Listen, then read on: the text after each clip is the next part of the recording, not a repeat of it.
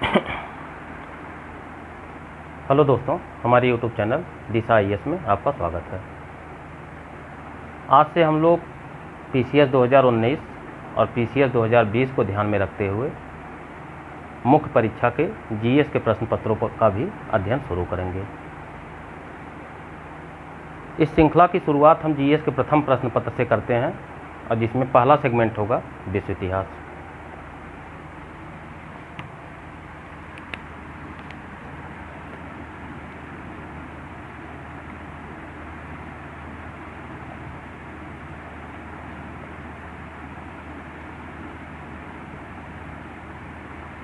और आज का पहला टॉपिक होगा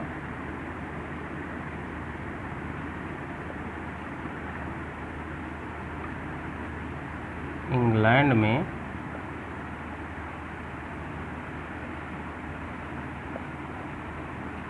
औद्योगिक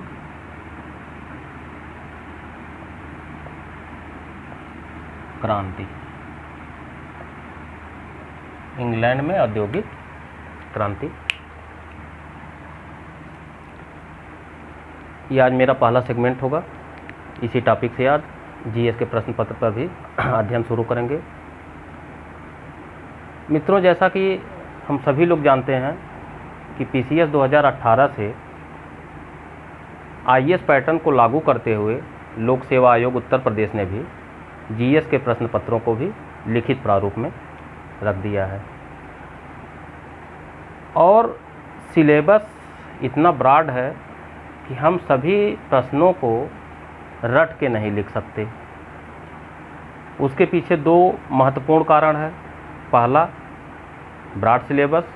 दूसरा, प्रत्येक प्रश्न पत्र में प्रश्नों की संख्या। जैसा कि हम जानते हैं कि प्रत्येक प्रश्न पत्र में 10 प्रश्न 125 शब्द के आते हैं और 10 प्रश्न 200 शब्दों के, और समय आपका वही है 3 घंटे। अगर इस रूप में हम 3 घंटे को 20 प्रश्नों में बांटेंगे तो एक प्रश्न पे एवरेज 7 मिनट से 8 मिनट आएगा। अब इन 7 से 8 मिनट में आपको प्रत्येक प्रश्न हल करना है। तो यहाँ प्रथम सफलता तो आपकी वहीं हो जाएगी कि अगर आप इन 20 प्रश्नों को अटेम्प्ट कर ले गए, यही आपकी प्रथम सफलता है। ये सबसे बड़ा श्रमसाध्य कार्य है आज के समय में, 20 प्रश्नों को हल कर लेना। और अगर आप रट के बैठे हैं, पता चला कोई प्रश्न आया, वो आप उसको 125 शब्द में रट के बैठे हैं और वही प्रश्न 200 शब्द में आ गया जिसे आप 125 शब्द में रटे हैं, तो उस 7 से 8 मिनट के समय में जो कि आपको अटेम्प्ट करना है, उसमें उस प्रश्न के प्रारूप में परिवर्तन करना अचानक एक कठिन कार्य है। और अगर वही प्रश्न आप 200 शब्द में रट के बैठे हैं और 125 शब्द में ही आपको लिखना पड़ा, तो भी वही समस्या कि अचानक प्रारूप में परिवर्तन। तो ऐसे कंडीशन में आप सभी प्रश्नों को हल करने के लिए एकमात्र तरीका है, जो सबसे बेस्ट फार्मूला इस पर अगर लागू हो सकता तो यही है कि विषय पर आपकी समझ होनी चाहिए, एक मजबूत पकड़ होनी चाहिए, जिससे कोई भी प्रश्न आए, चाहे वो 125 शब्द में हो और चाहे 200 शब्दों में, आप उसे कर ले जाएं 7 से 8 मिनट में ही। तो GS के इस श्रृंखला में हम कुछ इसी प्रकार से करेंगे कुछ कि विषय पर आपकी एक समझ विकसित हो जाए, एक मजबूत पकड़ हो जाए। तो आइए आज से हम लोग औद्योगिक क्रांति टॉपिक की शुरुआत करते हैं।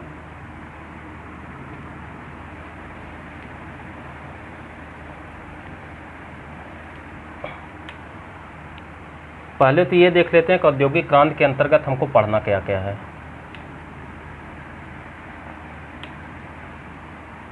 पहला प्रश्न कि औद्योगिक क्रांति क्या है, अर्थात इसकी परिभाषा।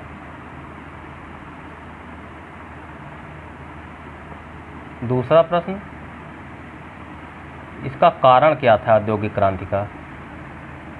तीसरा, इसका प्रभाव।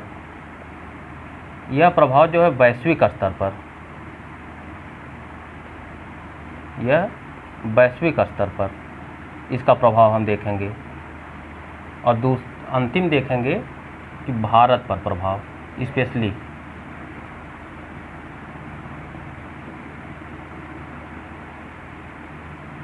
अगर हम औद्योगिक क्रांति को इतने बिंदुओं के अंतर्गत इसका अध्ययन करें तो सारे प्रश्न इसमें समाहित हो जाएंगे। जितने भी प्रश्न इससे बन सकते हैं इस टॉपिक से, वो सारे प्रश्न इसमें समाहित हो जाएंगे। तो आइए हम देखते हैं कि औद्योगिक क्रांति क्या है।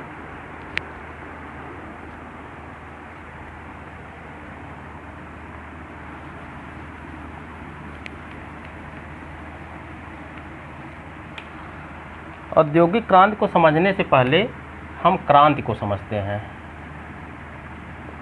क्रांति क्या है? क्रांति से तात्पर्य होता है कि किसी भी व्यवस्था में, किसी भी व्यवस्था में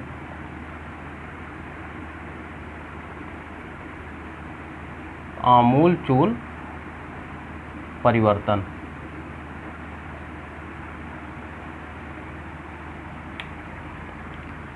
किसी भी व्यवस्था में आमूलचूल परिवर्तन होने को ही क्रांति कहा जाता है।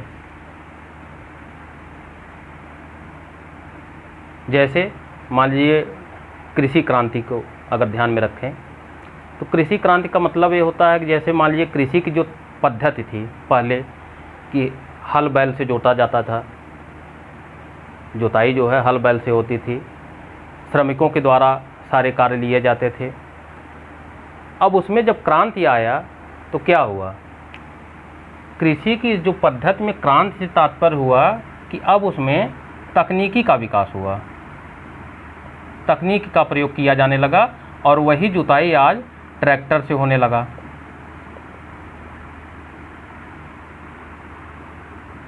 खेत की फसल की कटाई जो है हार्वेस्टर से होने लगा, यह हार्वेस्टर का प्रयोग होने लगा। पहले जो फसल की कटाई के बाद जो अनाज निकलता था उसको हम लोग बैलगाड़ी पे ले जाकर मंडी में बेचते थे, आज वो ट्रैक्टर या ट्रक से माल ढुलाई होने लगा। तो ये तकनीक का जो इसमें अचानक प्रयोग हुआ वही कृषि में क्रांति है। तो क्रांति का तात्पर्य होता है किसी भी व्यवस्था में आमूलचूल परिवर्तन। अब इसी क्रांति को समझकर हम औद्योगिक क्रांति को समझने का प्रयास करेंगे कि अगर क्रांति का तात्पर्य होता है किसी भी व्यवस्था में आमूलचूल परिवर्तन, तो औद्योगिक क्रांति से क्या तात्पर्य है? तो औद्योगिक क्रांति से तात्पर्य हुआ कि औद्योगिक क्षेत्र में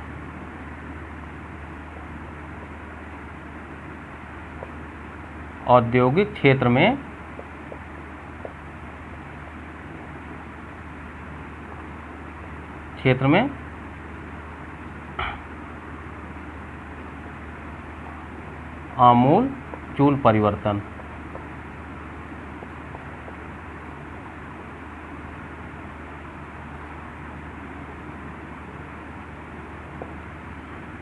अभी आमूलचूल परिवर्तन क्या था?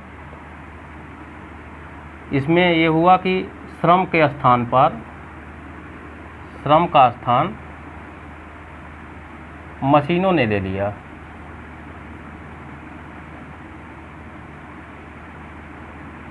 दूसरा क्या हुआ कि ऊर्जा के नवीन स्रोतों का प्रयोग हुआ। ये नवीन स्रोत क्या थे? कोयला और पेट्रोलियम।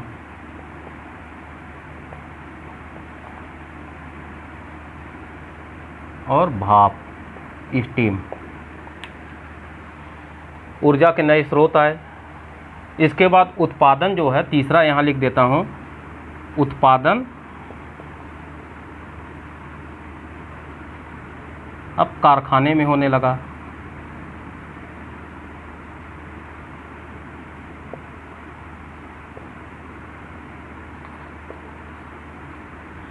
तो इस प्रकार से जो औद्योगिक क्षेत्र में परिवर्तन हुआ, इसी को औद्योगिक क्रांति कहते हैं।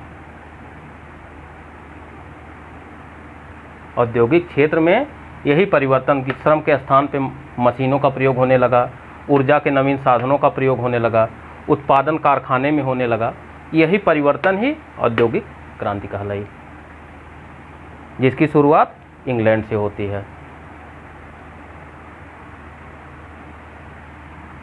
इसका स्क्रीनशॉट ले लीजिए।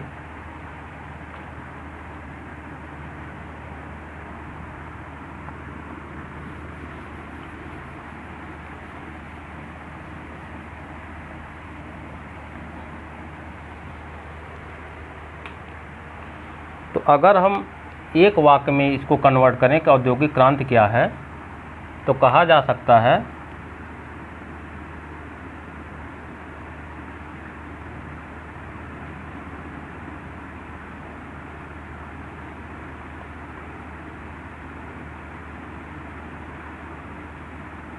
उद्योगों में, यहाँ से शुरू करते हैं।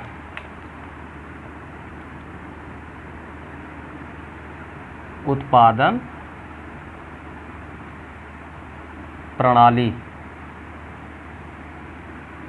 में होने वाला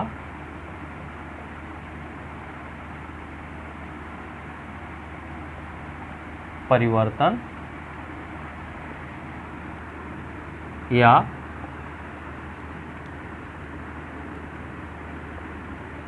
तीव्र आर्थिक एवं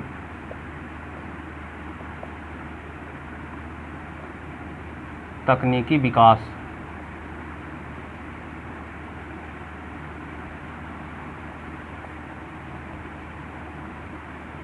जिससे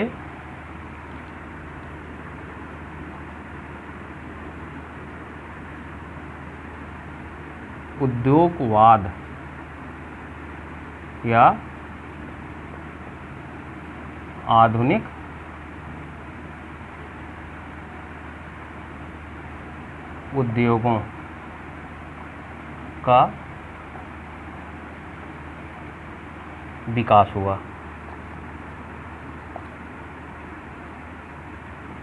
उसी को औद्योगिक क्रांति कहते हैं।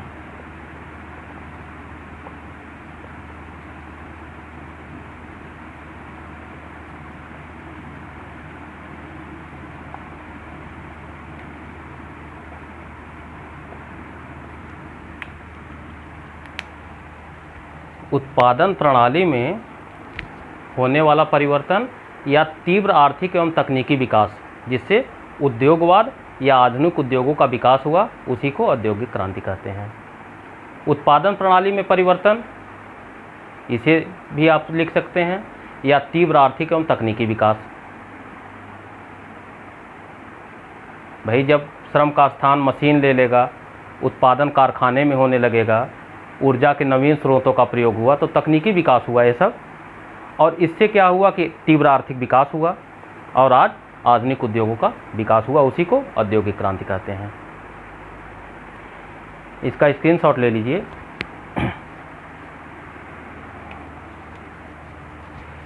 इसकी शुरुआत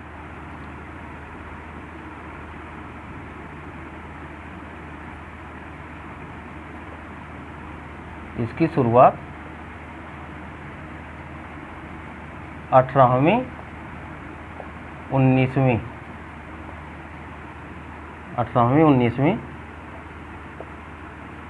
शताब्दी में इंग्लैंड में हुआ।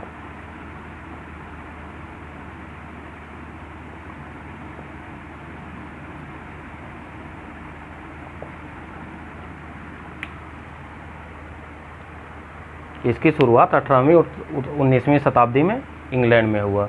यह 18वीं शताब्दी का उत्तरार्ध था और 19वीं शताब्दी का पूर्वार्ध। अर्थात 18वीं शताब्दी का अंत और 19वीं शताब्दी के प्रारंभ में इसकी शुरुआत इंग्लैंड में होती है।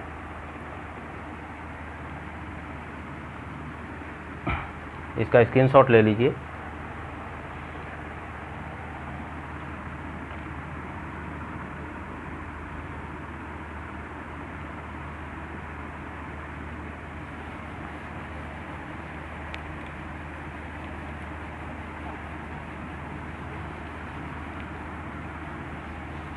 अब आपको जो प्रश्न पत्र है उसमें बहुत ज़्यादा लिखने की आवश्यकता नहीं है, बस समझ लीजिए, प्रश्न को आप आसानी से हल कर ले जाएंगे। दूसरा बिंदु है कि औद्योगिक क्रांति का कारण क्या था। अब हम उन कारणों पर विचार करेंगे जिसके कारण औद्योगिक क्रांति आया। तो औद्योगिक क्रांति किसी एक कारण का प्रतिफल नहीं था, बल्कि यह अनेक कारणों का एक पुंज था। इसमें अनेक कारण इसके लिए उत्तरदायी साबित हुए और वो सभी कारण मिलकर औद्योगिक क्रांति को प्रतिफलित किए। जैसे पहला कारण था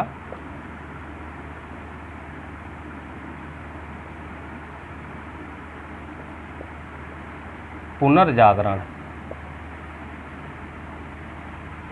पुनर्जागरण क्या है कि 14वीं से 16वीं शताब्दी के बीच यूरोप में पुनर्जागरण काल आता है। पुनर्जागरण का तात्पर्य जो होता है, इसका अर्थ जो है यह है पुनः जागना। पुनः जागना या नई चेतना का विकास।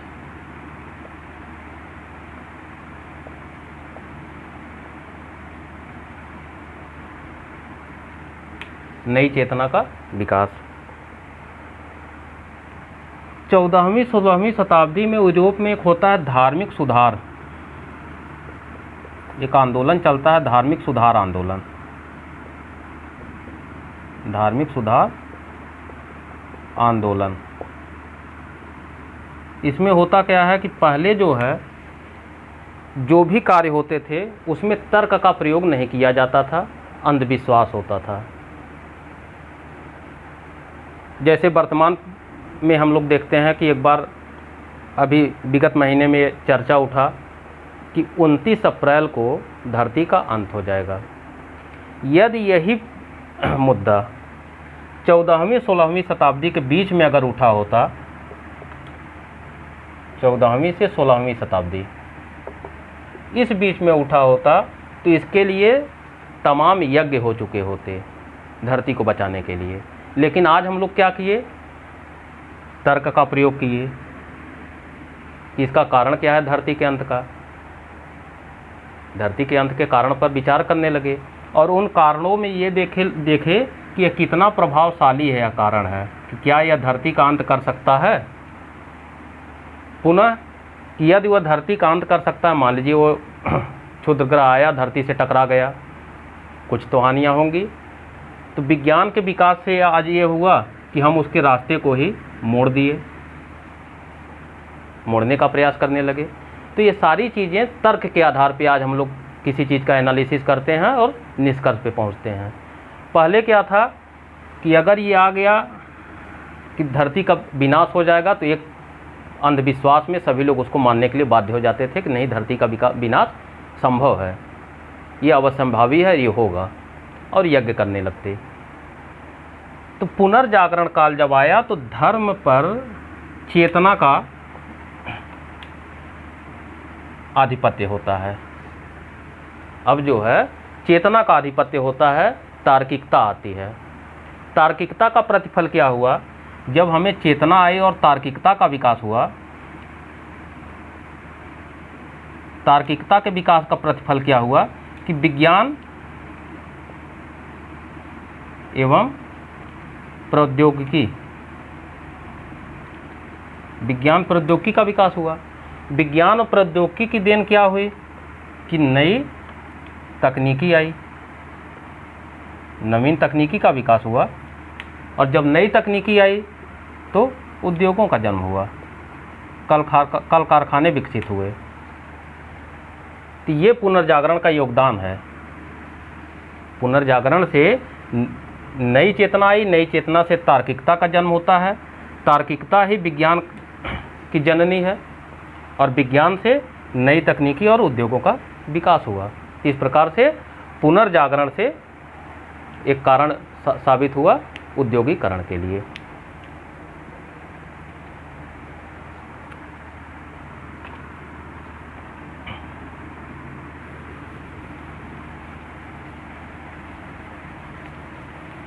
तो इसे आप नोट करिए।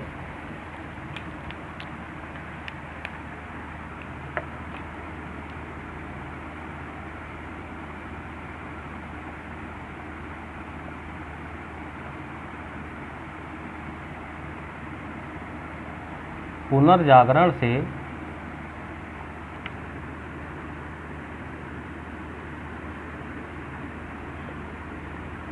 जहां एक तरफ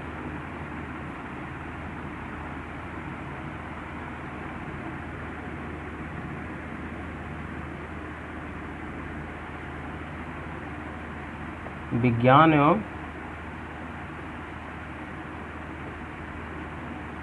प्रौद्योगिकी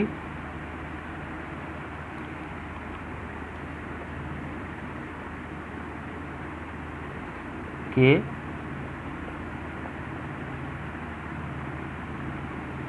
विकास से नवीन उद्योगों का जन्म हुआ,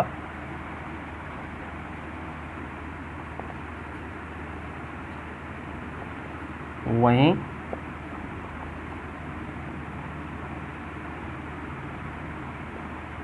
दूसरी तरफ नवीन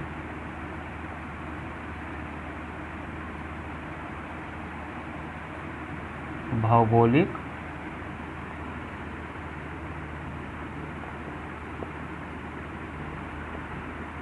खोजों से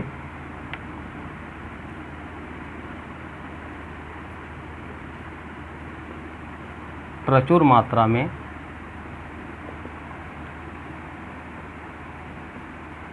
खनिज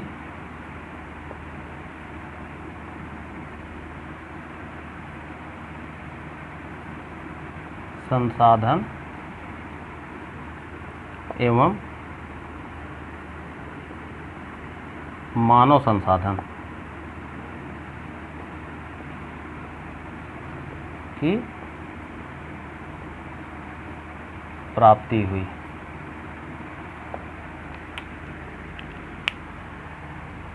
अर्थात कि विज्ञान प्रौद्योगिकी ने जहां एक तरफ तकनीकी विकास करके नवीन उद्योगों को जन्म दिया, वहीं दूसरी तरफ विज्ञान के आविष्कार से नवीन भौगोलिक खोजों का भी प्रारंभ हुआ। नवीन भौगोलिक खोज का मतलब क्या था कि नए देशों का खोज हुआ। इस समय पुनर्जागरण काल की एक सबसे बड़ा लक्षण है, सबसे बड़ी विशेषता है कि इस समय नई भौगोलिक खोजें हुई, नए देशों का खोज किया गया।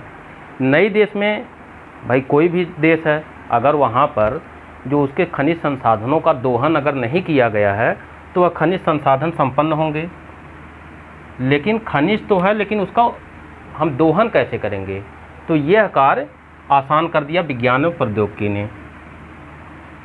आज हम लोग जो भी कोयला खदान है, पेट्रोलियम की खोज है, ये सारी चीज़ विज्ञान प्रौद्योगिकी की ही देन है कि वो आसानी से हम उसका दोहन कर सकते हैं, उसको प्राप्त कर सकते हैं। तो विज्ञान प्रौद्योगिकी ने नए उद्योगों को भी जन्म दिया, और खनिज संसाधन और मानव संसाधन, मानव संसाधन से तात्पर्य होता है श्रम, ये दोनों विज्ञान प्रौद्योगिकी की देन है।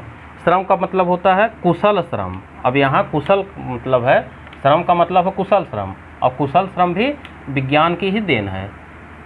हमारे अंदर जो स्किल पावर डेवलप हुआ वो भी विज्ञान की देन है ना। भाई हम कंप्यूटर चलाना सीख लिए, हम मशीनों को चलाना सीख लिए, और उद्योगों के लिए जहाँ नवीन उद्योगीकरण के लिए जहाँ एक महत्वपूर्ण कारक था नवीन उद्योग, वहीं दूसरा था खनिज संसाधन जो रॉ मटेरियल का काम करते हैं, ऊर्जा का काम करते हैं। यह रॉ मटेरियल भी है और ऊर्जा का स्रोत भी है कोयला और पेट्रोलियम के रूप में। और मानव संसाधन जो श्रम है वो श्रमिक की कमी पूरी किया। तो ये सारी चीज़ें पुनर्जागरण से हमको प्राप्त हुआ और औद्योगिकरण संभव हो सका और इस रूप में औद्योगिक क्रांति आई। इसका स्क्रीनशॉट ले लीजिए। तो यहाँ समझने का प्रयास बस करिए कि पुनर्जागरण का योगदान क्या है, कि नवीन चेतना से विज्ञान प्रौद्योगिकी से नवीन उद्योग आए, खनिज संसाधन मिले और कुशल श्रमिकों की प्राप्ति हुई।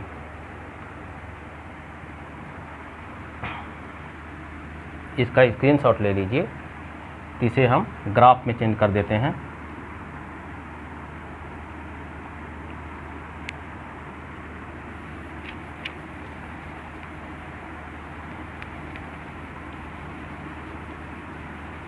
जैसे पुनर्जागरण से आप डायग्राम मेथड से इसको पढ़िए।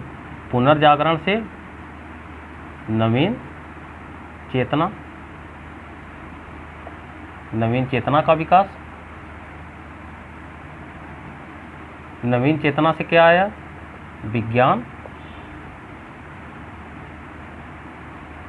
एवं प्रौद्योगिकी का विकास हुआ। विज्ञान प्रौद्योगिकी से क्या हुआ, हमें 3 लाभ हुए। पहला, नवीन उद्योग स्थापित हुए। दूसरा,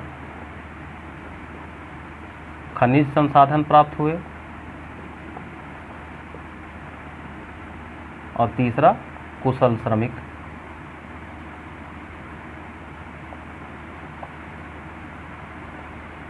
और किसी भी उद्योग को चलाने के लिए ये 3 जो है मूलभूत आवश्यकता होती है और इसकी पूर्ति हमें विज्ञान प्रौद्योगिकी से हुई। ये मूलभूत आवश्यकता की पूर्ति हुई और औद्योगिकरण संभव हुआ। ये तो हुआ डायग्राम मेथड से। अगर आप इतना याद किए हैं तो प्रश्न को आप 200 शब्द में भी और 125 शब्द में भी आसानी से वहाँ कन्वर्ट कर ले जाएंगे, कोई दिक्कत आपको नहीं होगी। इसका स्क्रीनशॉट ले लीजिए।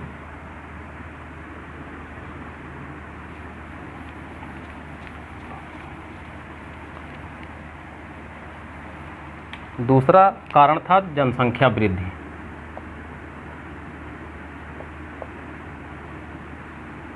जनसंख्या वृद्धि 18वीं 19वीं शताब्दी में इंग्लैंड में जनसंख्या वृद्धि होती है। जनसंख्या वृद्धि का परिणाम क्या होता है? जनसंख्या वृद्धि से एक तो बेरोजगारी,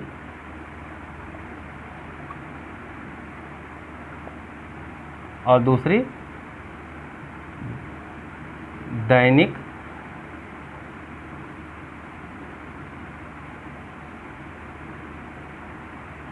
उपभोग की वस्तुओं की तीव्र मांग।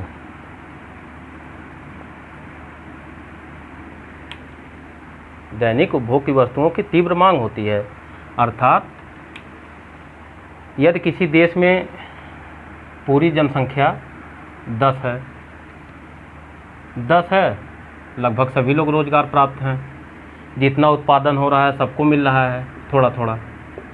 लेकिन जब अचानक यही जनसंख्या 20 हो गई और व्यवस्था आपकी वही है, व्यवस्था में कोई परिवर्तन नहीं हुआ, लेकिन जनसंख्या 10 से बढ़ के 20 हो जाती है, तो उसी व्यवस्था अगर रहेगी, व्यवस्था वही है, व्यवस्था में परिवर्तन न होने का परिणाम क्या होगा? बेरोजगारी आएगी, 10 लोग बेरोजगार होंगे। दूसरी, अगर उत्पादन भी वही है, 5 पार्ले बिस्कुट ही उत्पादित हो रहा है आज भी, और पार्ले बिस्कुट को खाने वालों की संख्या कितनी हो गई है? 20, तो उसकी तीव्र मांग बढ़ेगी कि नहीं? तीव्र मांग होगी और मांग और पूर्ति में असंतुलन हो जाएगा। मांग और पूर्ति में एक असंतुलन पैदा हो जाएगा, असंतुलन। और अब इस असंतुलन को पूरा करने का एकमात्र तरीका है कि आप अपनी व्यवस्था में परिवर्तन कीजिए, उत्पादन बढ़ाइए, कुछ ऐसी तकनीक का प्रयोग करिए जिससे उत्पादन बढ़ सके। और अगर आप उसी तकनीक का प्रयोग करेंगे, उद्योगों की स्थापना होगी, तो रोज़गार भी मिलेगा, और रोज़गार मिलेगा, बेरोजगारी भी दूर होगी। बेरोजगारी दूर होगी, श्रमिक बढ़ेंगे, तो उत्पादन भी बढ़ जाएगा और मांग और पूर्ति में असंतुलन खत्म होकर संतुलन की व्यवस्था स्थापित हो जाएगी। तो ये जनसंख्या वृद्धि जो है ये औद्योगिकरण की आवश्यकता को पर बल दिया। कहा भी जाता है कि आवश्यकता आविष्कार की जननी है। जब आवश्यकता हुई तो आविष्कार हुआ और औद्योगिक क्रांति संभव हुआ।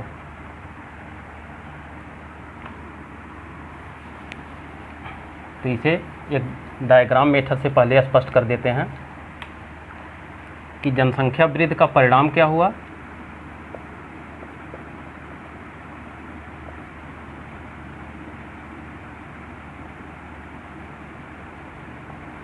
बेरोजगारी और मांग में तीव्र वृद्धि। तो इस परिणाम का प्रतिफल क्या हुआ? प्रतिफल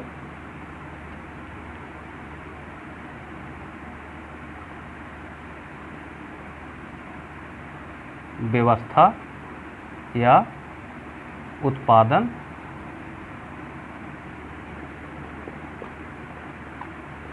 प्रणाली में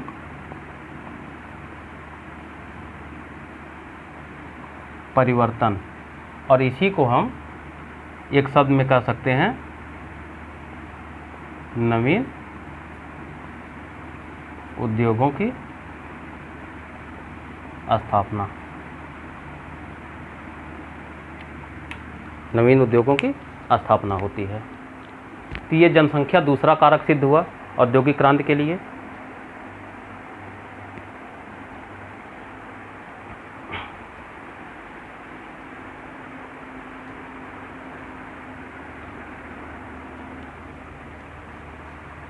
इसका स्क्रीनशॉट ले लीजिए।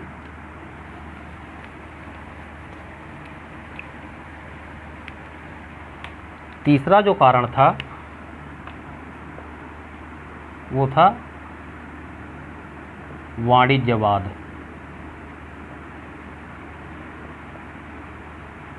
वाणिज्यवाद क्या है, इसका अर्थ जो आप समझ लीजिए पहले। वाणिज्यवाद का मतलब होता है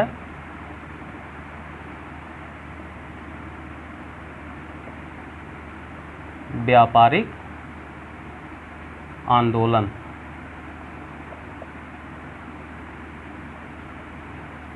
वाणिज्यवाद का अर्थ होता है व्यापारिक आंदोलन। व्यापारिक आंदोलन का मतलब क्या हुआ? अर्थात अब व्यापार को एक मुहिम बना दिया गया और अधिक से अधिक संपदा की प्राप्ति का उद्देश्य बन गया।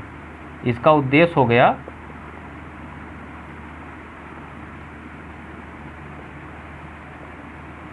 अधिकाधिक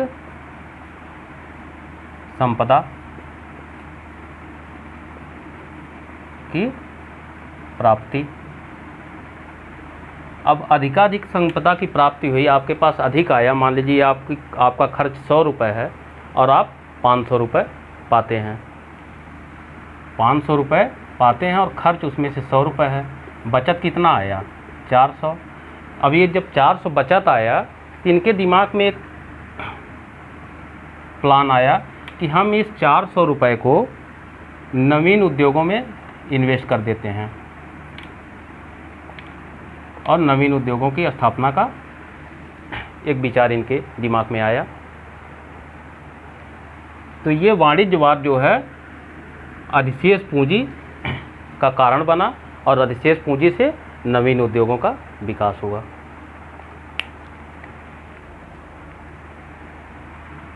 इसका स्क्रीनशॉट ले लीजिए।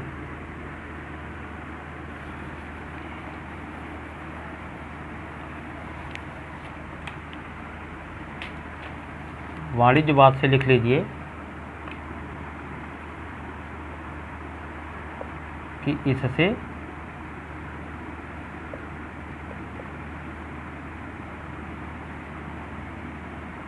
व्यापारियों के पास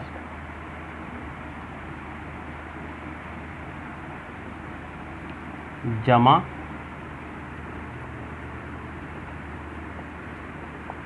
अधिशेष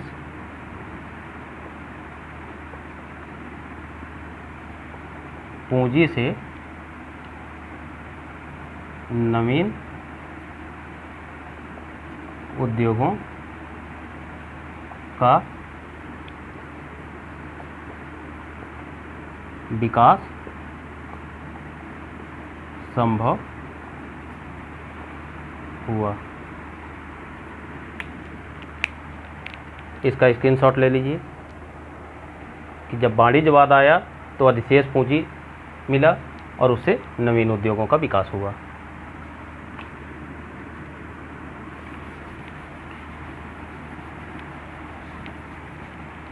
चौथा कारण था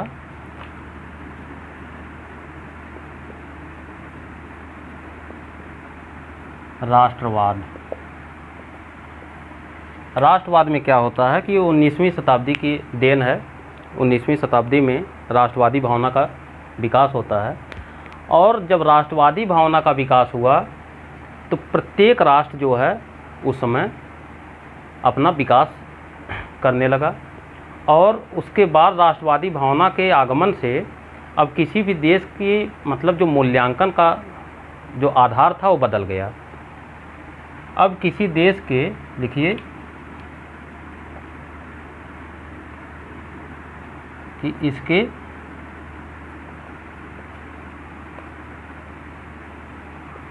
आगमन से किसी देश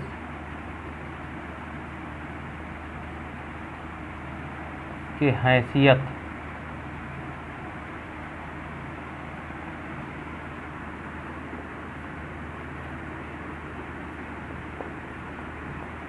का मूल्यांकन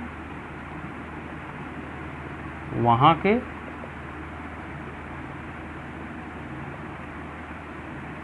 तकनीकी, आर्थिक एवं औद्योगिक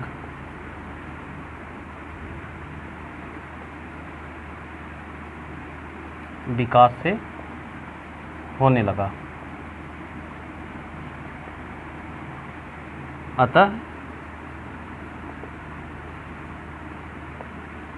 यूरोप के अन्य देश भी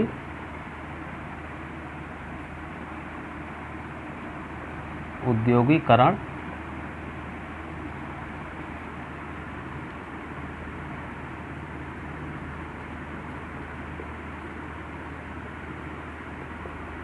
करने के लिए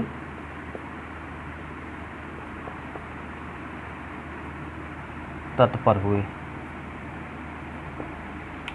अर्थात जिस औद्योगिक क्रांति का जन्म जो है इंग्लैंड में हुआ था तो उसके बाद क्या हुआ, राष्ट्रवादी भावना का जब विकास हुआ तो किसी भी देश की जो हैसियत का मूल्यांकन होता था वह तकनीकी, आर्थिक और औद्योगिक विकास से होने लगा। अर्थात जिस देश में जितना अधिक तकनीकी, आर्थिक और औद्योगिक विकास होगा वह देश उतना ही सशक्त माना जाएगा। तो ऐसी स्थिति में यूरोप के जो अन्य देश थे वह भी औद्योगिकरण के लिए तत्पर हुए और इस प्रकार से पूरे विश्व में औद्योगिक क्रांति की एक लहर उत्पन्न हुई और औद्योगिक क्रांति संभव हुआ। तो राष्ट्रवाद भी एक कारक सिद्ध हुआ। इसका भी स्क्रीनशॉट ले लीजिए।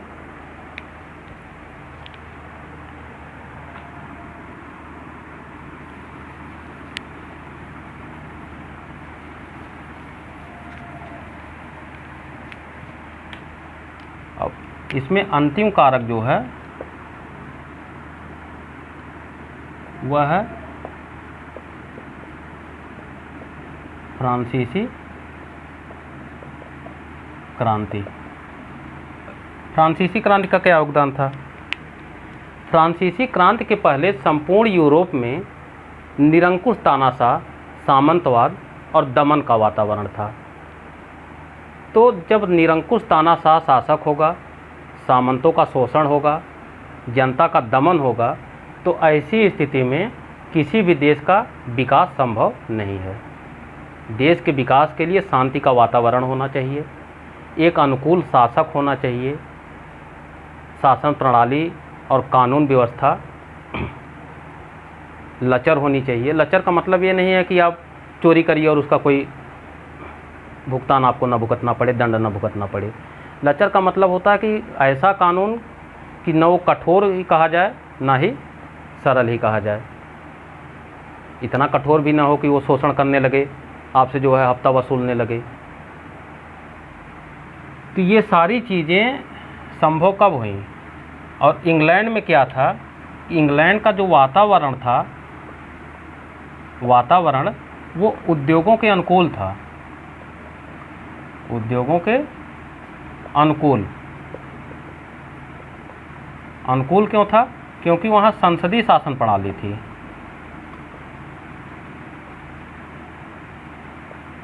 संसदीय शासन प्रणाली, तो ये उद्योगों के अनुकूल थी। जबकि अन्य यूरोप के देशों में जो है निरंकुश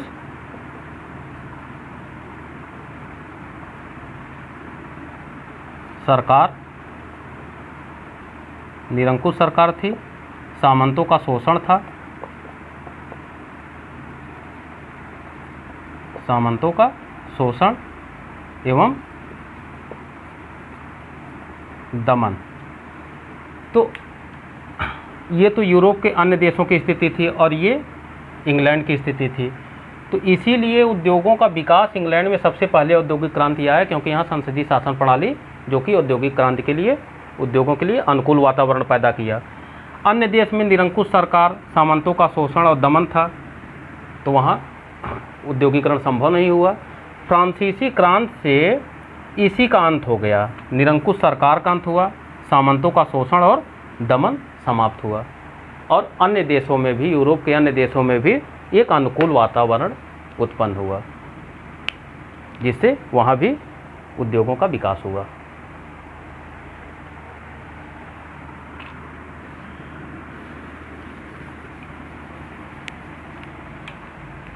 तो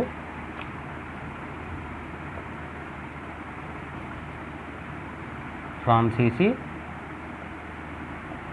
क्रांति से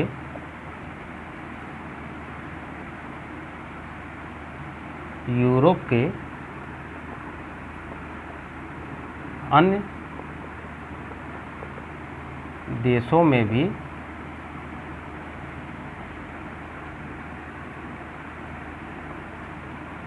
उद्योगों की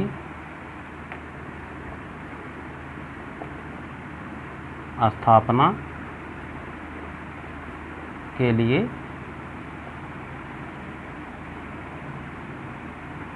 अनुकूल वातावरण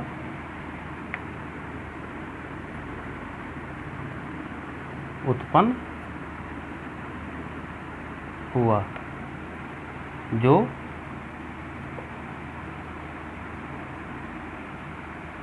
औद्योगिक क्रांति को सफल बनाया। तो फ्रांसीसी क्रांति का योगदान वही निरंकुश सरकार का अंत होता है, तानाशाह का अंत होता है, सामंतों का दमन और शोषण का अंत होता है, और यूरोप के अन्य देश में भी उद्योगों की स्थापना के लिए अनुकूल वातावरण उत्पन्न हुआ, जैसे औद्योगिक क्रांति को सफलता प्राप्त हुई। इस प्रकार से इन 5 कारणों का सम्मिलित परिणाम औद्योगिक क्रांति है। तो अगर प्रश्न में आ जाए कि औद्योगिक क्रांति क्या है या इसका कारण क्या है, तो आपको इस तरह से उसको लिखना है, और केवल एक समझ विकसित करके ही आप इसको आराम से लिख सकते हैं। तो इस प्रकार से आज पहला बिंदु कि क्या है और दूसरा बिंदु औद्योगिक क्रांति का कारण क्या है समाप्त हुआ। अब अगले बिंदु में हम लोग देखेंगे कि औद्योगिक क्रांति इंग्लैंड से ही क्यों प्रारंभ हुई। यहाँ तक अगर आपको कोई समझने में प्रॉब्लम हुई हो, चार्ट बनाने में कोई दिक्कत हुई हो समझने में, तो आप उसे कमेंट बॉक्स में लिखिएगा, हम अगले वीडियो में उसको हल करने का प्रयास करेंगे। वीडियो अगर अच्छा लगा हो तो लाइक कर दीजिएगा, शेयर कर दीजिएगा, जिससे अधिक से अधिक विद्यार्थी लाभान्वित हो सकें, और वीडियो को सब्सक्राइब करना मत भूलिएगा, जिससे अगले वीडियो का नोटिफिकेशन आपको प्राप्त हो सके। वीडियो को अंत तक देखने के लिए धन्यवाद।